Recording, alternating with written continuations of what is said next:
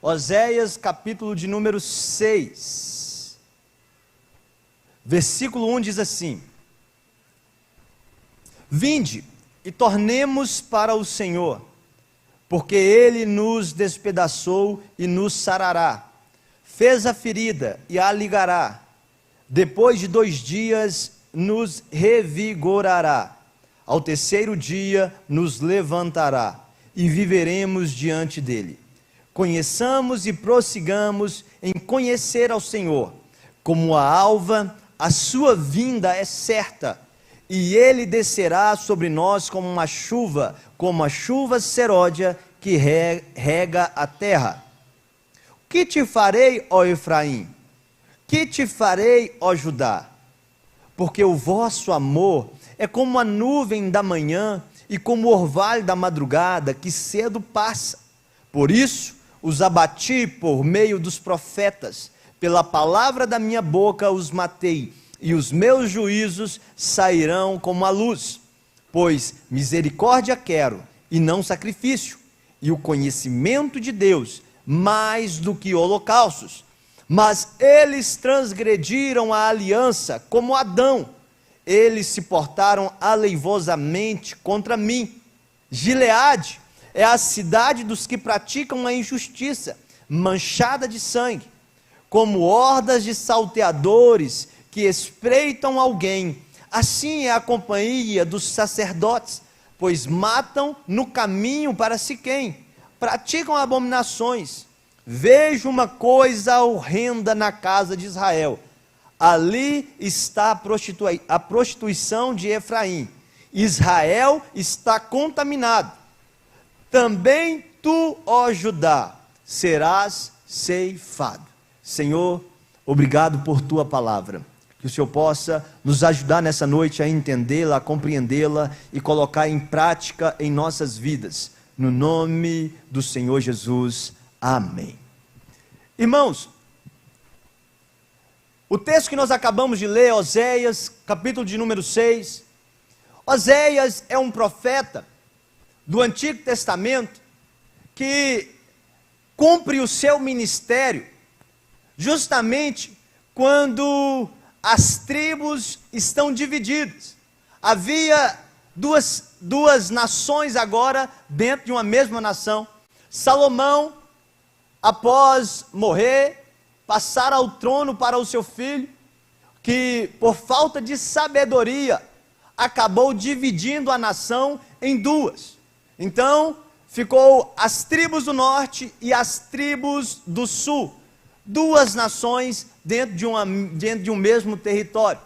E aí o povo que ficou nas tribos do norte, e aqui nós a chamamos de a tribo maior, representada aqui, a tribo de Efraim. Esse pessoal, irmãos, eles se corromperam, se perderam. Eles não continuaram servindo ao Senhor, se perderam na caminhada. E aqui o profeta Oséias, ele fica justamente nesta região. A sua moradia é justamente nessa região, aonde o povo havia se perdido. E aqui ele cumpre o seu ministério. Desde o início da fundação do norte, o povo já se perdeu. Jeroboão criou estátuas para que o povo adorasse. Ele então virou para aquela multidão e disse assim: vocês não precisam ir mais no templo em Jerusalém para adorar, mas vocês podem adorar aqui, aqui estão os seus deuses. E o povo se corrompeu, o povo se perdeu, e eles então começaram a buscar outros deuses, eles começaram a adorar outros deuses. E Oséias, Deus o levantou com uma missão muito específica, que era justamente condenar a prostituição espiritual do povo. O povo havia se perdido, e Deus levantou o profeta Oséias para condenar esse comportamento. Irmãos, este homem foi tão desafiado, que o ministério dele, a missão dele, se entrelaçou até mesmo com a vida pessoal dele.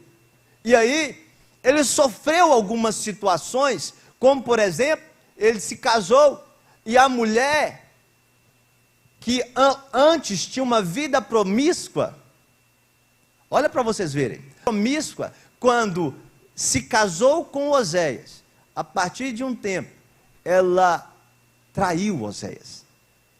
E este homem, um profeta, este homem, ele vive a experiência do perdão, de perdoá-la. E aí, ele vive essa experiência de não saber se os filhos são realmente filhos dele. E ele vive essa vida difícil, que não é fácil. E a partir dessa experiência pessoal, Oséias leva uma mensagem para a nação. E qual era a mensagem? Assim como a minha vida, eu estou perdoando alguém que me traiu.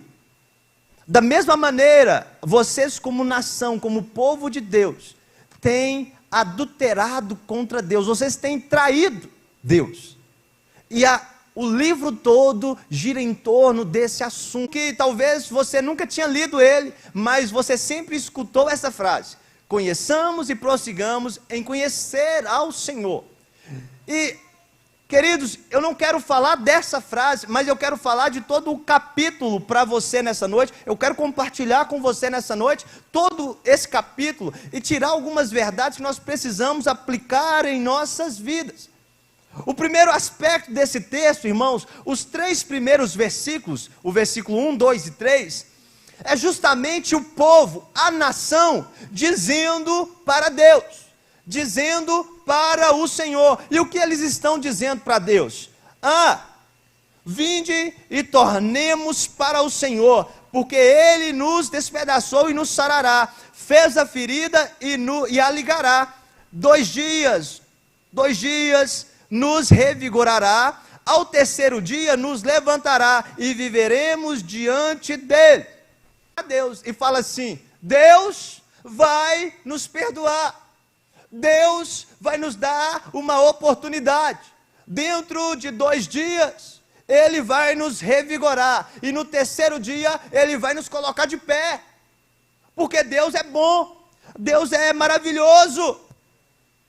Mas vocês percebem, irmãos, ao longo da história do texto, de que as atitudes dessa nação não estão coerentes com o que está saindo da boca do povo. O povo está dizendo assim: tornemos para o Senhor, conheçamos e prossigamos em conhecer ao Senhor. Mas essa não é a verdade sobre a atitude que eles estão tendo. Eles estão dizendo assim: eu quero te conhecer, Deus, mas o comportamento não é esse. Eu quero me aproximar de Deus, mas a atitude não é essa. E Jesus, no seu evangelho, falando com as multidões, ele fala assim, ele repete as palavras do profeta Isaías. Ele fala assim, esse povo me honra só com os lábios, mas o coração está longe, está distante de mim.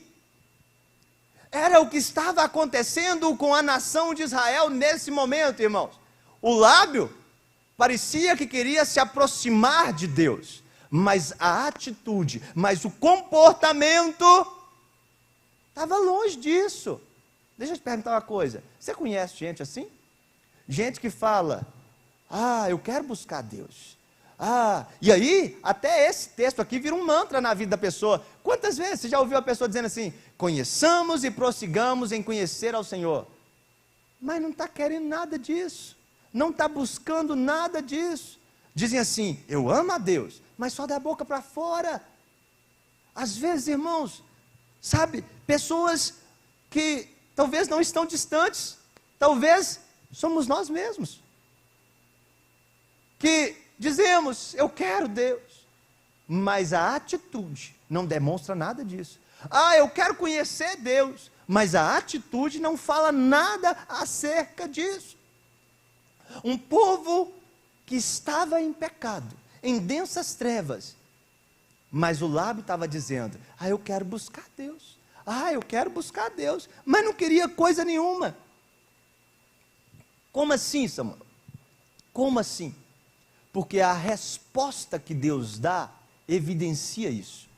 No versículo 4, olha a resposta de Deus para esse povo. O que te farei, ó Efraim? O que eu vou fazer com você, Efraim? O que eu vou fazer com você, ó Judá? Porque o seu amor é como uma nuvem de manhã, é como o orvalho da madrugada. O povo que está dizendo assim, conheçamos e prossigamos em conhecer ao Senhor. Olha o que Deus está dizendo para esse povo. Ei, o que eu vou fazer com vocês? Sendo que esse desejo que vocês têm, essa vontade que vocês estão dizendo que tem, é como uma nuvem de manhã. E sabe como que é uma nuvem de manhã? Aparece, vem o sol, de repente vai embora. Como que é o orvalho, irmão? O orvalho, você acorda cedo, está aquele orvalho. A hora que dá 7, 8 horas, já não tem mais uma gotinha. Por quê? Porque é passageiro. Porque não permanece, não é sustentável, não se sustenta. E o que Deus está dizendo para esse povo é: ei, o que eu vou fazer com vocês, se o que vocês estão dizendo que querem fazer é tão superficial, é tão insustentável, as palavras de vocês não se sustentam pelas atitudes de vocês. Irmãos, entenda uma coisa, Deus, Ele está não somente avaliando as suas palavras, mas Ele está avaliando a intenção do nosso coração. Deus não está simplesmente olhando para você e vendo o belo louvor que sai da sua boca, mas Deus está avaliando a sua atitude, o seu comportamento, e não é a curto prazo, Deus está te avaliando a longo prazo. E a hora que Deus olha para esse povo, Deus fala assim: rapaz, isso daí que vocês estão me mostrando não é nada, é poeira. E aí, queridos, o verdadeiro arrependimento, a verdadeira transformação de vida, não é algo, ei, entenda isso, a verdadeira transformação de vida não é demonstrada apenas pela boca. Ah, eu falei, que bonito, eu louvo a Deus, eu gosto de Deus. Não, a verdadeira transformação acontece a partir de uma transformação de vida, uma transformação de comportamento. Se não há mudança de comportamento, se não há mudança de atitude, não há arrependimento. É simples, irmãos. E esse povo quer convencer a Deus de que eles são bons o suficiente para receberem algo de Deus. É aquele tipo de gente, irmãos, que olha para Deus como uma caixinha de promessa. Já viu a caixinha de promessa? Só tem promessa, sem nenhuma condição, só as promessas. E às vezes nós nos embrenhamos por esses caminhos de esperar de Deus somente coisas boas, somente bênçãos, somente coisas legais. E é claro que Deus quer nos abençoar, mas entenda, ei, vida com Deus não é simplesmente correndo atrás de bênçãos, correndo atrás de coisas. Não, Deus é infinitamente mais do que isso, irmãos. Deus não é simplesmente para nos abençoar, para nos dar coisas. E quando eu digo dar coisas, Deus não está limitado a coisas, mas Deus tem preparado uma eternidade para nossas vidas.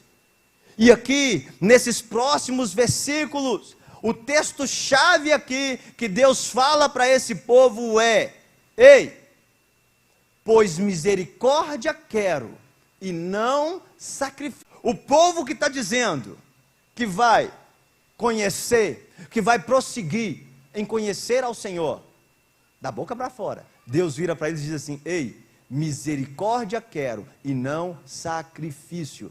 O que é que nós entendemos com isso aqui? Nós entendemos, irmãos, que esse povo está apresentando a Deus sacrifícios externos. Está apresentando para Deus uma religiosidade externa. Você compreende isso? Pessoas que mostram para Deus coisas externas. Diz assim: ó Deus, olha para você ver, eu mudei o meu jeito de falar, eu mudei isso, mudei aquilo outro, mas só externo, só o exterior. E aí, a resposta de Deus para aquele povo é: misericórdia quero e não sacrifícios. E aí Deus continua falando: e o conhecimento de Deus. Para o povo, escuta isso, irmãos, para o povo que está dizendo assim, conheçamos e prossigamos em conhecer ao Senhor, Deus vira para eles e fala assim, ó, eu quero de vocês, que vocês me conheçam. Não quero os holocaustos de vocês. Aquele povo estava tentando dizer que queria conhecer a Deus através dos rituais externos. E o que significa isso? Sabe, para a minha e para a sua vida nos dias de hoje, o que significa isso? Significa nós de maneira externa tentar agradar a Deus. Nós com nossas ações externas. Sabe, aquilo que as pessoas podem ver. Aquilo que as pessoas podem olhar e podem ver, mas aqui Deus leva esse povo a pensar e a refletir sobre algo mais profundo. O verdadeiro conhecimento de Deus não é apresentar a Ele um holocausto. O que é um holocausto? Um holocausto era um sacrifício, era uma oferta, era um animal sendo apresentado para Deus. E a resposta de Deus para esse povo, o que eu e o que nós estamos aqui, por mais que esse ritual, essa liturgia de culto, ela é muito importante, mas entenda algo, irmãos, ei, a sua vida com Deus não pode parar por aqui, a sua intimidade com Deus não pode estar relacionada com o louvor que você ouve aqui na igreja, com o louvor que você canta na igreja, com a pregação que você ouve na igreja, não. A sua intimidade, o conhecimento do Senhor deve estar ainda mais profundo. Romanos vai dizer o seguinte, ei, todos nós seremos indesculpáveis diante de Deus, porque Ele tem se manifestado através da sua criação. Por que eu digo isso? Eu digo isso, irmãos, porque o conhecimento de Deus está muito mais além do que uma religião que nós temos como ideal. O conhecimento de Deus vai muito mais além do que a oração da boca para fora, do louvor da boca para fora. O conhecimento de Deus está ligado ao órfão, à viúva, ao necessitado.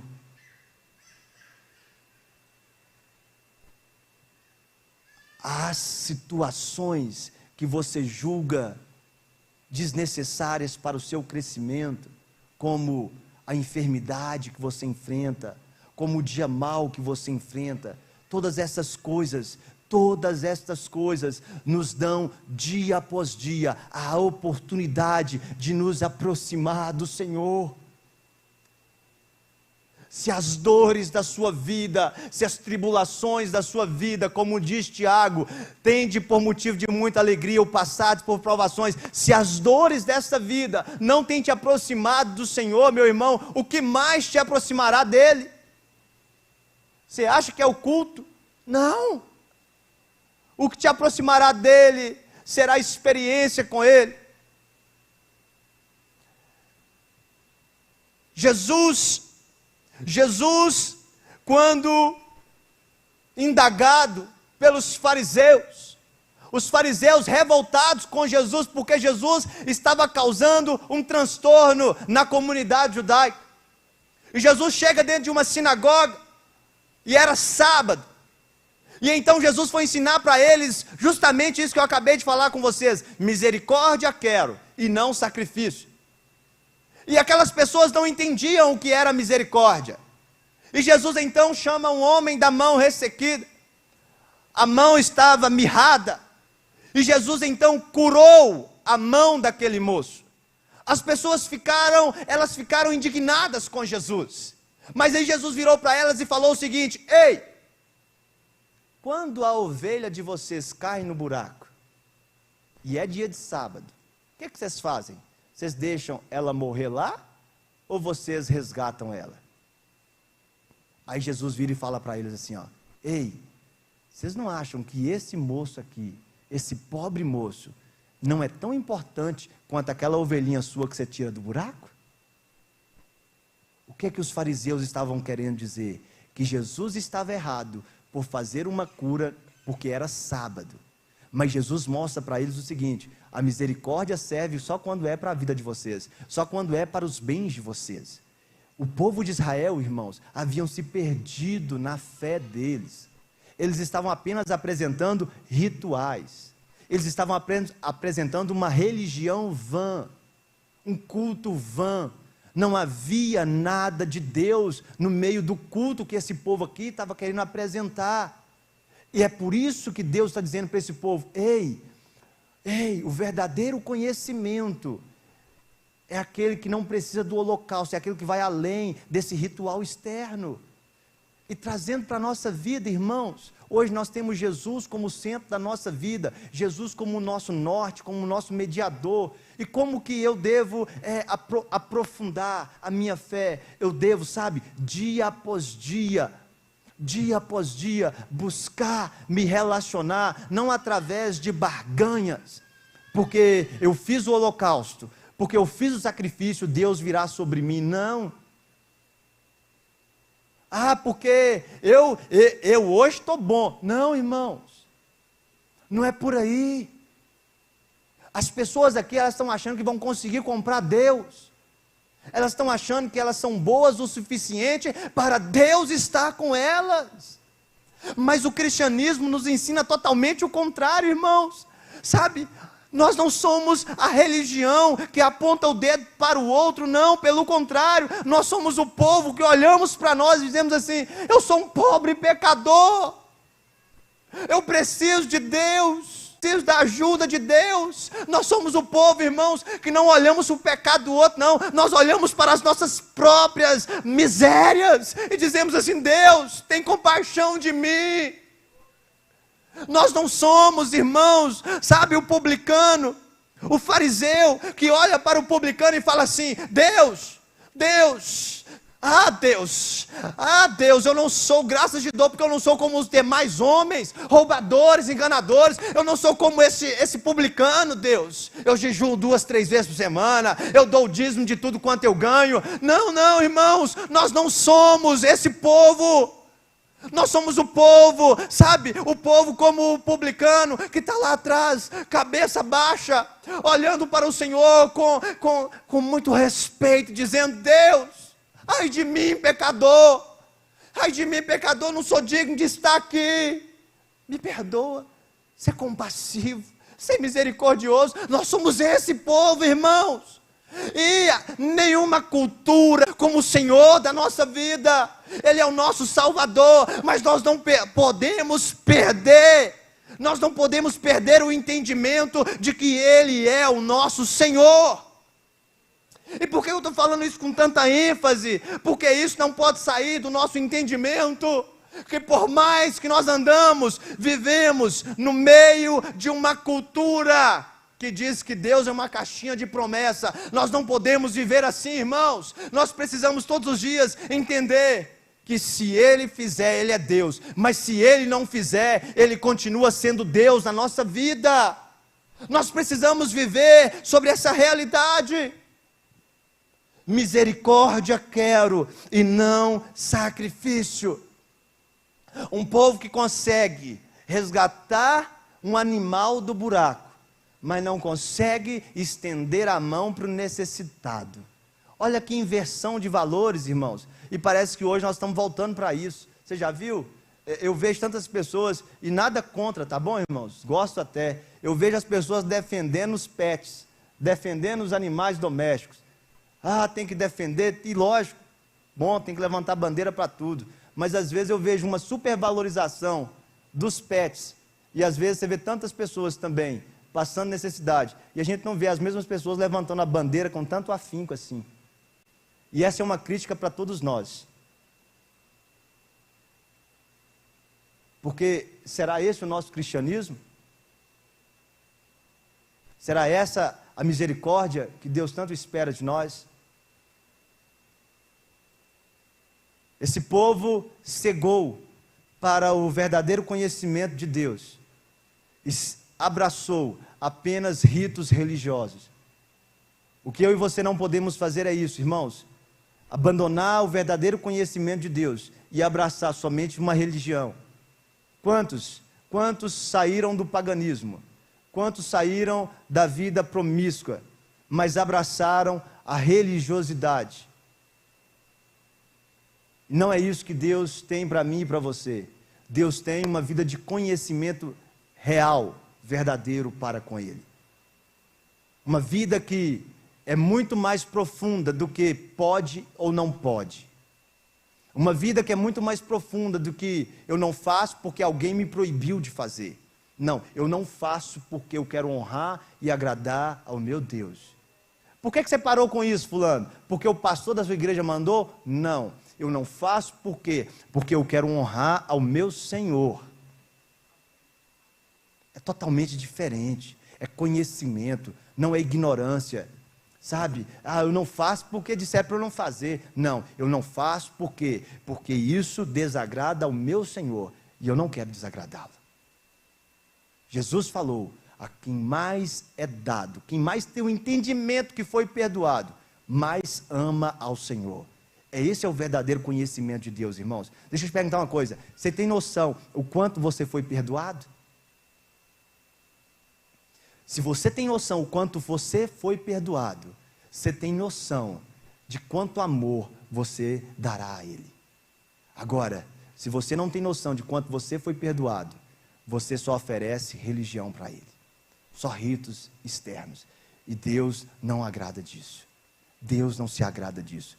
Jesus não morreu na cruz para que você apenas abraçasse a ritos religiosos. Jesus morreu na cruz para que você realmente pudesse experimentar de uma vida diante de Deus. Amém? E nos versículos finais, Deus olha para duas localidades: Gileade e Siquém. O texto diz que Deus olha para esses lugares e diz assim: Gileade é a cidade dos que praticam a injustiça, rejeitam alguém. Assim é a companhia dos sacerdotes, pois matam no caminho de Siquém, praticam abominações. Irmãos, quando Josué conquista a terra prometida, essas cidades, Siquém e a região de Gileade, ali haviam cidades chamadas cidades refúgio. Cidades refúgio. Cidades refúgio era justamente para proteger o vulnerável, para proteger aquele que estava correndo risco. Mas aqui há uma condenação sobre este lugar. Os lugares que outrora foram lugar de refúgio, agora se tornaram lugar de violência. Esse é o povo que está dizendo que quer conhecer mais a Deus, irmãos. Um povo que os seus sacerdotes se tornaram assassinos. Um povo que, aonde havia refúgio, agora tem violência. Irmãos, sabe, quando eu olho para esse texto, quando eu olho para o comportamento deste povo, é irônico. É engraçado, para não dizer trágico. Como que esse povo está tão cego? Como que esse povo tem uma cegueira? Jesus, através da sua própria vida, Ele nos ensina. O que é que Jesus nos ensinou? Jesus, em Mateus 11, Ele falou assim: vinde a mim, todos que estão cansados e sobrecarregados. Jesus, através do seu comportamento, Ele nos ensina como o verdadeiro servo deve ser.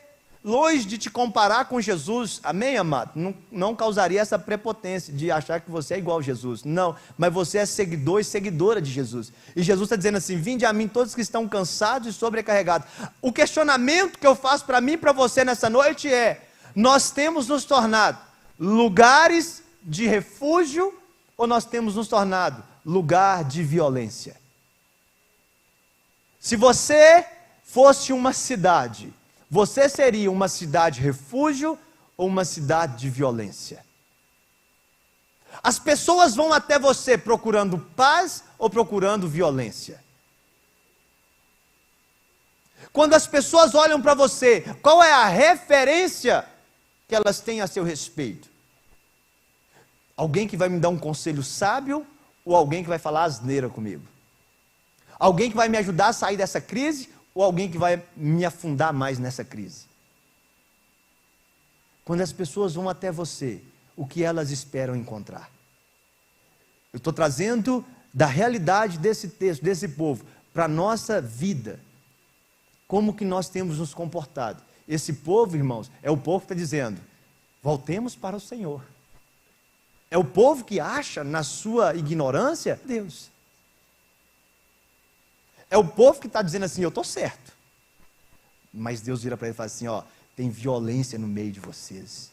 Tem morte no meio de vocês. Tem sangue no meio de vocês. Vocês piraram. E aí, Deus finaliza dizendo assim, ó, vejo uma coisa horrenda, horrível, feia na casa de Israel. Vejo uma coisa horrível na casa de Israel. Ali está a prostituição de Efraim. Aí Deus fala assim, Israel está contaminado. Qual é a resposta de Deus para esse povo? Vocês estão contaminados. Por quê? Porque como diz o salmista, sonda o meu coração. Irmão, eu mais uma amiga, a gente conversa e fala assim, loucura é pedir Deus para sondar o coração, não é? Sonda o meu coração. Quando Deus passa, irmãos, no meu e no seu coração, que calamidade Ele encontra, que destruição Ele encontra nesse coração, que da boca para fora, às vezes a gente diz assim, oh, eu estou querendo buscar Deus, conheçamos e prossigamos conhecer a Deus, mas quando Ele passa aqui dentro, passa o raio-x, o que Ele encontra, se não sangue, se não violência, se não ódio, se não amargura, se não mágoa, ressentimento, o que Ele tem encontrado em nós, o que Ele tem encontrado em nós.